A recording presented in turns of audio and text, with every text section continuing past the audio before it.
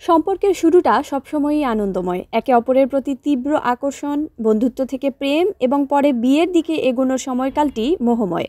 তবে সেই প্রেম বা সম্পর্কটি ধরে রাখা বা বিয়ের পর দাম্পত্য জীবনের স্থিতিশীলতা বজায় রাখা সহজ কাজ নয়। এ বিষয় নিয়ে বিভিন্ন গবেষণার ফলাফলও আমাদের চিন্তার জায়গায় প্রভাব ফেলে। সম্প্রতি আটলান্টার এমোরি বিশ্ববিদ্যালয় একটি গবেষণা পরিচালনা করেছে, যেখানে ৩,০০০ জনের সম্পর্ক নিয়ে বিশ্লেষণ করা হয়। এই গবেষণায় বয়সের ফারাক সম্পর্কের স্থায়িত্বে কেমন প্রভাব ফেলে তা বিশদভাবে তুলে ধরা হয়েছে। গবেষণার মূল ফলাফল: ৫ থেকে ৭ বছরের ব্যবধান।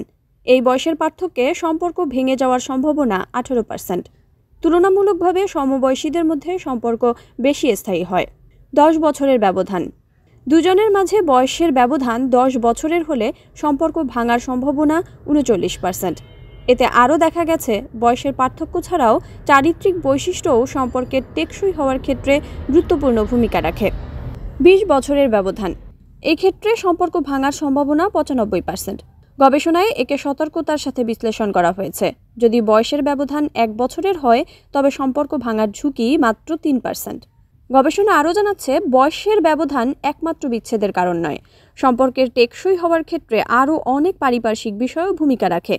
উদাহরণস্বরূপ, বিয়ের আগে যদি সন্তানের আগমন ঘটে, তবে সেই সম্পর্ক বেশি স্থায়ী হতে পারে। তবে গবেষণা বলে যে বিয়ের পর সন্তান জন্ম নেওয়ার পরও অনেক ক্ষেত্রে বিচ্ছেদ হতে পারে।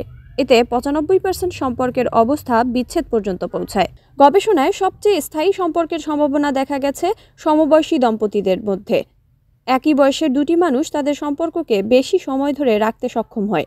এটি সম্পর্কের গভীরতা এবং পরস্পরের অনুভূতির সামঞ্জস্যের উপরেও প্রভাব ফেলে।